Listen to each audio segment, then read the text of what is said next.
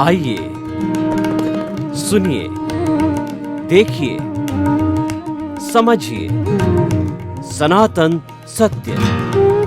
जैसी दृष्टि वैसी सृष्टि, दृष्टि विज्ञान। कुदरत, कुदरती रचना एवं कुदरत के कानून से शाश्वत सुख की प्राप्ति। जोधपुर के परम पूज्य महात्मा उपासक प्रोफेसर डॉक्टर सोहन राज तातेड़ के निर्देशन में सनातन सत्य। जैसी दृष्टि वैसी सृष्टि, दृष्टि विज्ञान।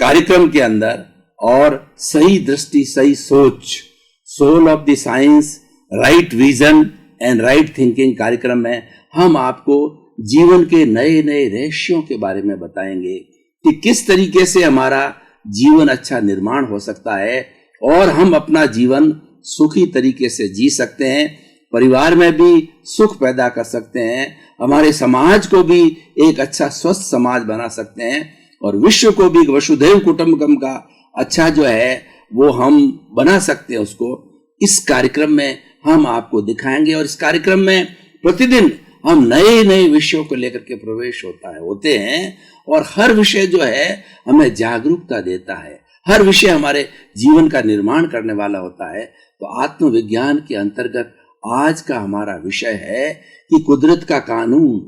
भाई और बहनों, बहुत ही सुंदर विषय है। ये सारी कुदरत है, जो प्रकृति है, सृष्टि है, जगत है और ये सारी दुनिया है, जो विश्व है, ये कानून से चलती है। सारी नदियां अपने कानून के हिसाब से ऊपर से नीचे की ओर चलती है, एक बहाव के साथ चलती है। सूर्य समय पर उगता है और चंद्रमा समय पर उगता है और ऋतुएं समय पर होती है। सब काम अनुशासित तरीके से होता है क्योंकि सबका संचालन करने वाली कुदरत है। वो नेचर माँ है जो कि सबका संचालन करती है और सब कुछ उसके हाथ में है, इसीलिए इसको कुदरत का कानून कहते हैं। और नेचर माँ की प्रकृति का जो है ये नियम है कि तुम अगर मेरे नियमों का पालन करोगे तो मैं 100 वर्ष की उम्र देकर के जगत के अंदर भेजती हूँ और तुम्हारा कोई तरह की बीमारी नहीं आएगी। और प्रकृति माँ ने हर प्राणी के शरीर के अंदर एक ऐसा यूनिबिल्ट सिस्टम डाल रखा है जिसको कि हम इम्यून सिस्टम कहते हैं। उसके माध्यम से जो है व्यक्ति 100 वर्ष कभी बीमार नहीं पड़ सकता, प्रोवाइडेड वह प्रकृति के नियमों का पालन करे। तो आज हम उसी कुदरत के कानून की बात करेंगे जो कि हमारे आत्मविज्ञान पर लागू होता है। आत्मविज्ञान का अर्थ होता है आत्मा का सुव्यवस्थित ज्ञान। आत्म साम्राज्य बहुत बड़ा है और आत्मा की साक्षी से ही इंसान सब कार्य करता है। और इस पूरे चराचर जगत के अंदर, इस जो कुदरत के अंदर 2 मुख्य तत्व है, जड़ और चेतन। इन जड़ और चेतन पदार्थों के ऊपर जो है कुदरत का कानून चलता है और उस कानून के तहत जो है ये जड़ और चेतन पदार्थ मूवमेंट करते हैं। जड़ और चेतन पदार्थ आपस के अंदर मिलते हैं और आराम से जीवन यापन करते हैं। जिस चीज की जैसी इंद्रिय होती है, एक इंद्रिय, द्विंद्रिय, त्रिइंद्रिय, चतुरिंद्रिय, पंचेंद्रिय, जैसा जैसा प्राणी होता है उनके उत्पत्ति स्थान होता है। सबकी उनकी टोटल करें तो 84 लाख उत्पत्ति स्थान है जहां पर कि नेचर के अंदर, कुदरत के अंदर वो जीव जन्म लेते हैं। उनका वर्गीकरण मैं आपको करके बताना चाहता हूं। 7 लाख पृथ्वी का है, 7 लाख अप का है, 7 लाख तेजस का है, 7 लाख वायु का है, 10 लाख प्रत्येक वनस्पति का है, 14 लाख साधारण वनस्पति का है, 2 लाख बेइंद्रिय, 2 लाख त्रिइंद्रिय, 2 लाख चतुरिंद्रिय, 4 लाख नारकी, 4 लाख देवता और 4 लाख तिरेंज पंचेंद्रिय, 14 लाख मनुष्य की जाति, 4 गति, 84 लाख जीवा योनि के प्राणियों का उत्पत्ति स्थान कुदरत के अंदर है। तो ये कुदरत का कानून बिल्कुल परफेक्ट है, ये प्योरली अर्थमेटिक है। कुदरत क्या करती है कि कुदरत जो पनिशमेंट देती है, अवार्ड देती है। कई लोग ये कहते हैं कि ये सब कुछ ईश्वर के हाथ से चलता है, लेकिन ईश्वर है वो किसी को बुरा फल क्यों देगा? और ईश्वर किसी को बुरा फल देगा और किसी को बुरा फल देता है तो ईश्वर पक्षपाती हो जाएगा। ईश्वर तो एक पवित्र जो है तत्व है, वो पक्षपाती क्यों होगा? और ईश्वर कभी न्याय कर नहीं सकता। तो इसीलिए कुदरत कहिए, ईश्वर कहिए, इस रूप में एक है कि वो जज का कार्य करते हैं कि इसके अंदर जितने जन्म लेने वाले प्राणी हैं, जैसे जैसे डीड्स, जैसे जैसे कर्म वो पूर्व जन्म में करके आते हैं, वो प्रारब्ध के रूप में, उदय के रूप के अंदर, उसके पूरे जीवन काल के अंदर जब उदय होता रहता है, उसके अनुसार वो पनिशमेंट प्राप्त करता है। जो कर्मों का जो उदय है वो उस पर्टिकुलर प्राणी का उपादान है, और कुदरत तो निमित्त बनती है, क्योंकि कुदरत की ड्यूटी है कि जो उपादान के अंदर उसका प्रारब्ध आता है, उपादान में जो कर्मों का जो है वो उसका उदय आता है, तो उसके अनुरूप जो है संजोग पैदा करना, निमित्त पैदा करना, एक एजेंसी का काम करती है कुदरत। कुदरत यही करती है कि मात्र जो है वो संजोग इकट्ठे करती है, निमित्त इकट्ठे करती है। जैसा जैसा उपादान व्यक्ति का उदय में आता है वैसे वैसे वो इकट्ठा करती है। उदाहरण के तौर पर मैं आपको बताना चाहता हूं कि किसी व्यक्ति के पुण्य का उदय हुआ, पुण्य का प्रारब्ध हुआ, तो पुण्य का प्रारब्ध, जैसे उदाहरण के तौर पर मान लीजिए हमारे बड़े बड़े जो सेठ है, टाटा है, बिड़ला है, सिंघानिया है, रिलायंस है, ये कुबेरपति है, तो इनके जब अच्छा उदय का काल आया, यानी इनका पुण्योदय हुआ, उस वक्त जो है प्रकृति क्या करती है, उनके पुण्योदय के अनुरूप जो है निमित्त जुटाती है, वो संजोग जुटाती है कि जैसे फैक्ट्री का खड़ा करना, और फैक्ट्री के अंदर जो प्रोडक्शन होना, सेल होना, और फैक्ट्रियों का खड़ा होना, उससे जो है वो सेल के बढ़ने से जो इनको इनकम की प्राप्ति होना, ये सारा काम जो है कुदरत करती है और कुदरत के कानून के अंतर्गत चलती है। कुदरत जो है अपने कानून से इधर उधर कभी नहीं हो सकती। हमारी जो वर्तमान की लौकिक जगत की जो है अगर जजमेंट की व्यवस्था को हम देखें तो कई तरह के जज होते हैं। अभी अगर कोई अभियुक्त होता है और उसने किसी तरह का जो है वो मान लीजिए कि गलत कार्य किया है, और वो मामला जब कोर्ट में आता है तो जो जज होता है वो जज है दोनों पक्षों के जो है जितने भी उसके एविडेंसेज हैं, उसकी साक्षी हैं, उनको देखती है, पेपर्स को देखती है, डॉक्यूमेंट्स को देखती है, और सारा सार निकाल करके, और अभियुक्त को अगर मान लो स्वीकार कर लेता है अच्छी बात है, वो स्वीकार नहीं करता है तो साक्ष्य के आधार पर जो है वो जज होता है, जजमेंट देता है कि तुमने जो है ऐसा गलत कार्य किया, इसलिए तुम्हें ये पनिशमेंट मिलेगा, इतने वर्ष की तुम्हें सजा भुगतनी पड़ेगी, और सजाए मौत भी हो जाती है और कड़ा कारावास भी हो जाता है। उसका अलग अलग जैसा जैसा पनिशमेंट होता है वैसा वैसा जजमेंट होता है। कुदरत भी यही करती है। उस जज के द्वारा तो कोई पक्षपात किया जा सकता है, वो जज किसी तरफ मिल भी जाता है या पूरे साक्ष्य नहीं देख पाता है, कहीं कहीं कोई चूक हो जाती है, लेकिन कुदरत के कानून के अंदर कोई चूक नहीं होती है। क्या कभी कुदरत के अंदर ऐसा होता है कि सूर्योदय सुबह 6 बजे उगना हो और वो 7 बजे उगे, या वो शाम को 6 बजे उगे? सूर्य को अस्त होना का टाइम जो है 5:50 का है और 7 बजे अस्त होता है, ऐसा कभी नहीं होता है। चंद्रमा के उगने का टाइम फिक्स है, ऋतुओं का आगमन का टाइम फिक्स है। ये सब कुदरत का कानून है, और उस कुदरत के कानून को जो है हमें अच्छी तरह से जो है वो उसको झेलना चाहिए, अच्छी तरह से जो है पालन करना चाहिए, अनुशासन से पालन करना चाहिए। अब देखिए कि कुदरत जो है वो किस तरीके से एक व्यक्ति को अवार्ड देती है या पनिशमेंट देती है। कुदरत अपनी तरफ से कोई भी जो है पक्षपात नहीं करती। उसको पनिशमेंट और अवार्ड जो उसके पूर्व किए हुए कर्म हैं, कर्म जो है एक तरह की कर्म रज होती है, और इसको बोला जाए तो इसको एक शब्द में कषाय कहते हैं, 2 शब्दों में कहते हैं तो राग द्वेष कहा जाता है, 4 शब्दों में कहें तो क्रोध अहंकार माया लोभ कहा जाता है। और इसका और ब्रॉड क्लासिफिकेशन करें तो कर्म 8 तरह के होते हैं: ज्ञानावर्णीय, दर्शनावर्णीय, वेदनीय, मोहनीय, आयुष्य, नाम, गोत्र और अंतराय। ये एक अलग विषय है। इसमें पुण्य भी होता है, पाप भी होता है, निकाचित भी होते हैं, घाती कर्म भी होते हैं, अघाती कर्म, इसका विवरण अलग है। लेकिन उनका जब प्रारब्ध आता है, जब उनका उदय आता है, तो उदय काल के अंदर वो किस तरीके से पनिशमेंट या अवार्ड प्राप्त करे, वो प्राप्त करने के लिए ये प्रकृति कुदरत का नेचर कार्य करती है, और उसके अनुरूप ही सारे साधन जुटाए जाते हैं।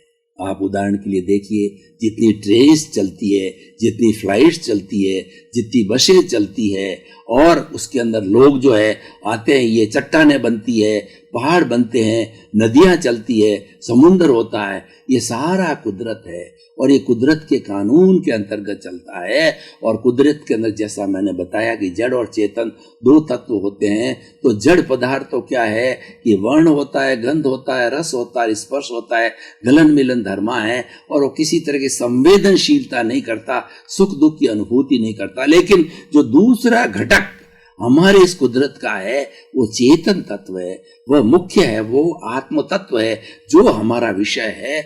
और हर आत्म तत्व हर प्राणी का अलग अलग होता है। किसी भी प्राणी का आत्मा का जो कर्म होते हैं वो सिमिलर नहीं होते हैं।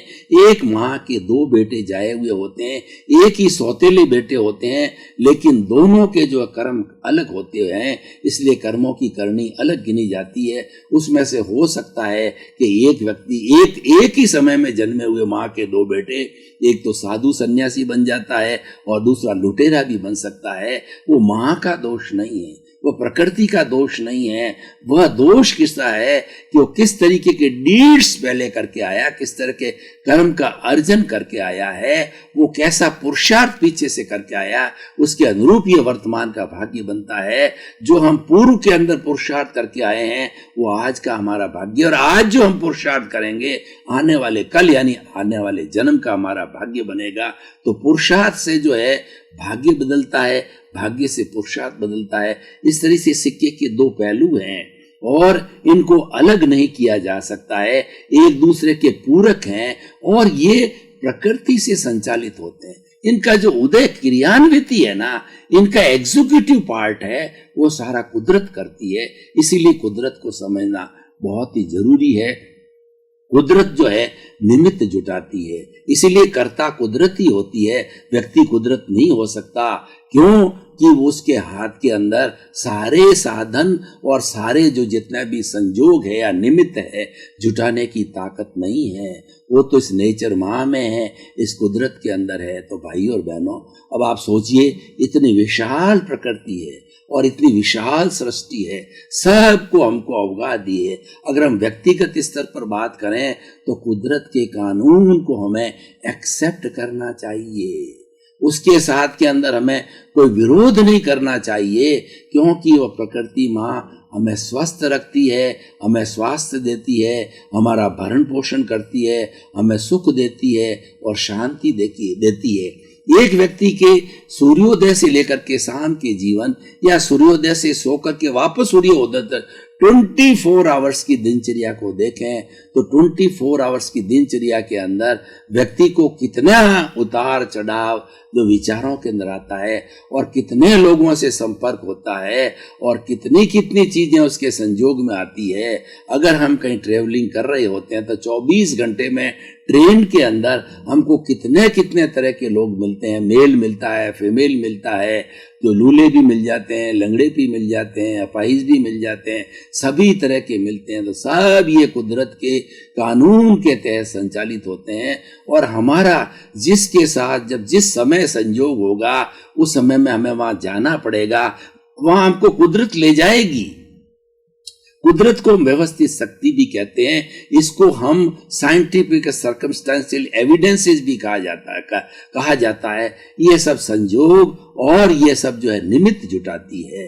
तो इसीलिए व्यक्ति के हाथ में तो कुछ नहीं है, व्यक्ति के हाथ में तो नए बीज डालना उसके हाथ में है और पूर्व जन्म के अंदर जो कुछ यो बीज डाल के आ गया है, तो वो बीज डलते ही कर्म फल तैयार हो गया। जैसे हम कोई बीज डालते हैं, पौधा होता है, पौधा के बाद फल देता है, और फल जब हम, जैसे आम का पेड़ है तो उस आम को खाते हैं तो मीठा होता है, तो हम आनंद की अनुभूति होती है। और कोई भी कड़वा जो है, कशेला जो होता है, अगर उसको हम खाते हैं तो हमें बड़ी नफरत सी होती है।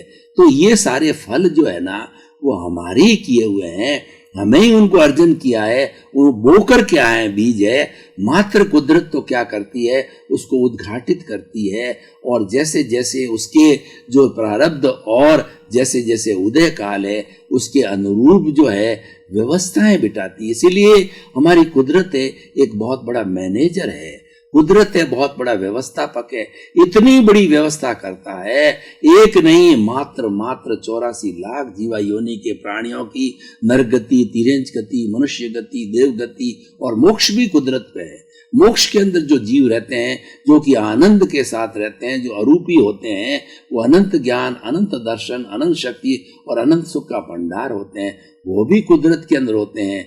कुदरत भी उनके लिए वहां भी अवगाहना देती है, वहां पे उनको स्थान देती है, और उनको वैसे स्थान की जरूरत भी नहीं होती है, क्योंकि वो अमूर्त होते हैं, उनके कोई शरीर नहीं होता है, वो कोई जगह ग्रहण नहीं करते हैं, लेकिन उनको अवगाहना देने वाली है सारी कुदरत है। हम मोटरसाइकिल चलाते हैं, कार चलाते हैं, और उसके साथ में हम भोजन बनाते हैं, हम अपनी फैक्ट्री खड़ी करते हैं, व्यवसाय करते हैं, ट्रेडिंग का काम करते हैं, स्कूलें खोलते हैं, कॉलेजेस खोलते हैं। सारा कार्य जो होता है वो कुदरत के नियमों के तहत होता है, और कुदरत ही करवाती है, और कुदरत से बढ़कर के कोई नहीं होता है।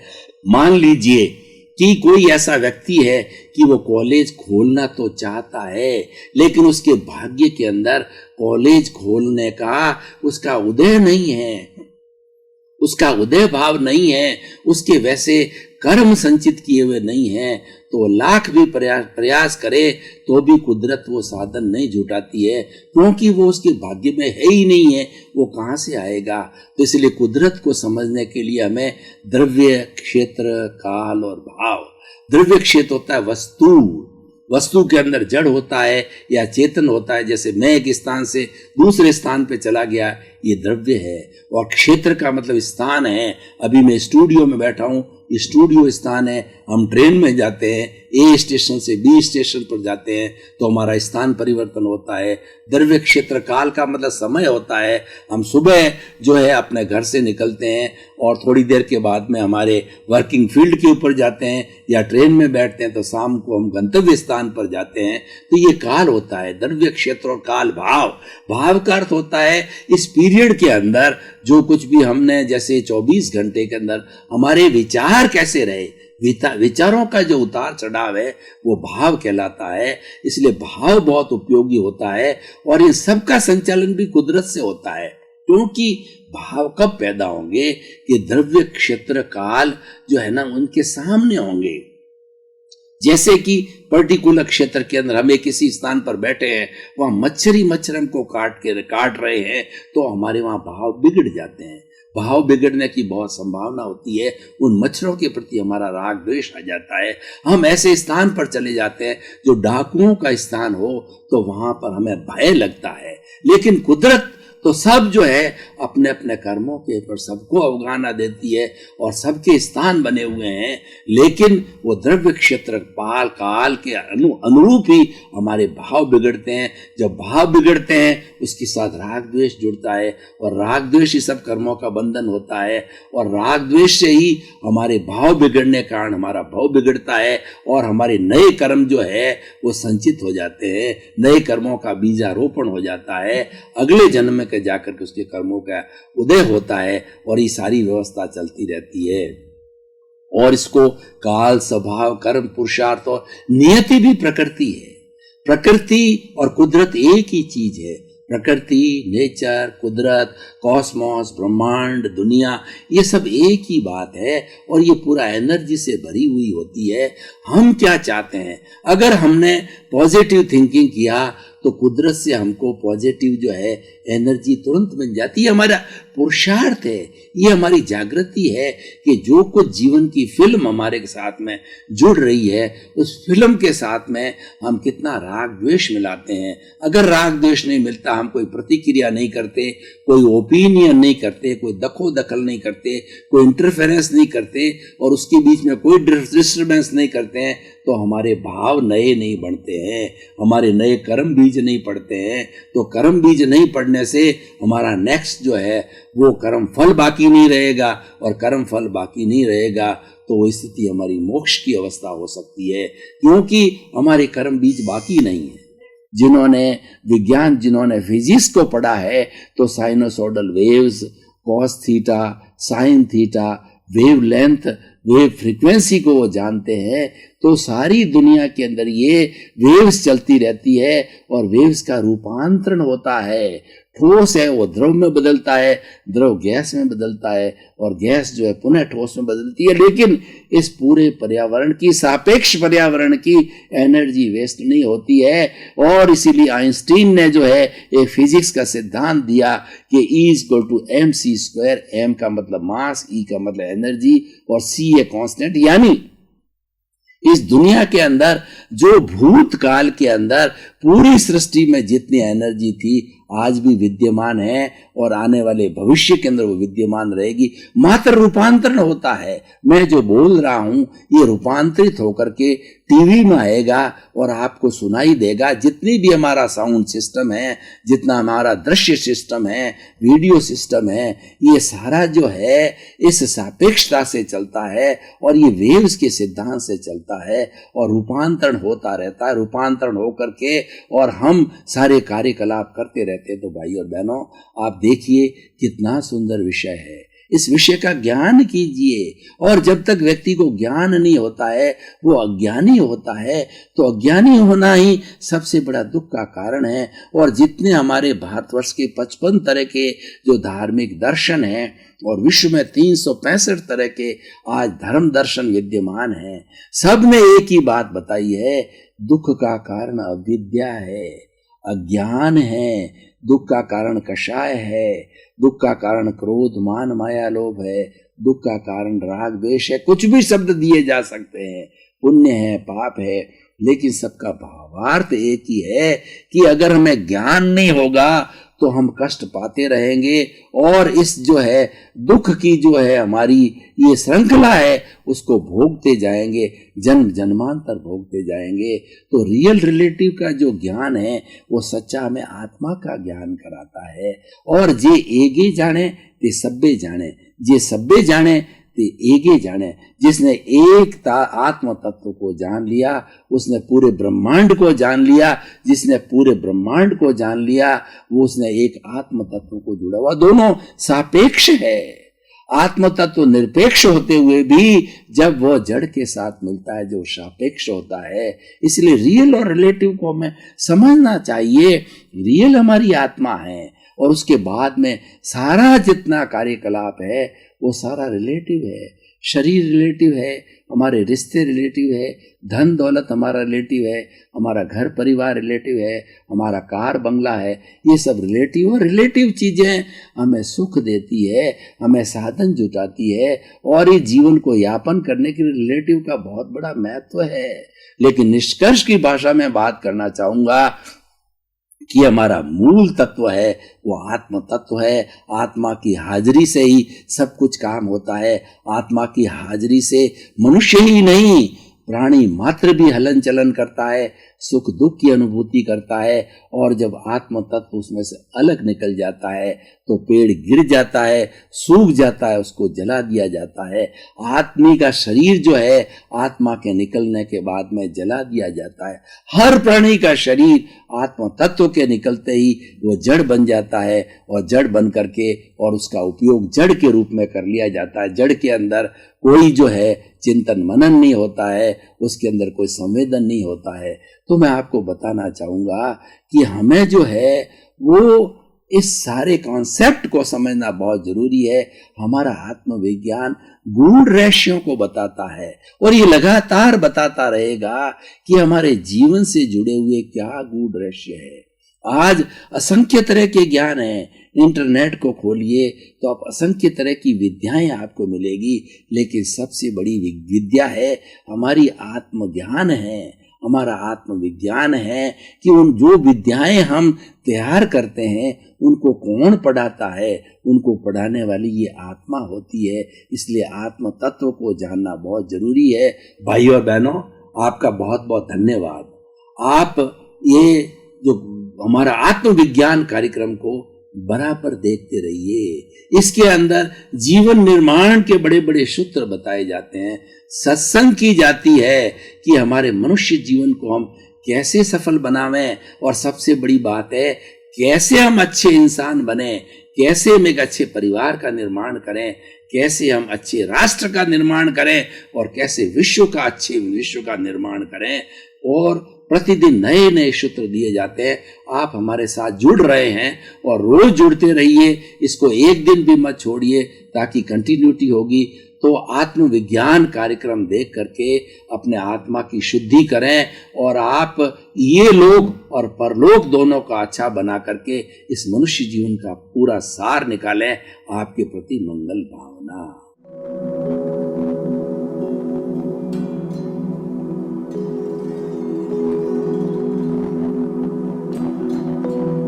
एक ऐसा अंतर्राष्ट्रीय ग्राम पर देख चुके हैं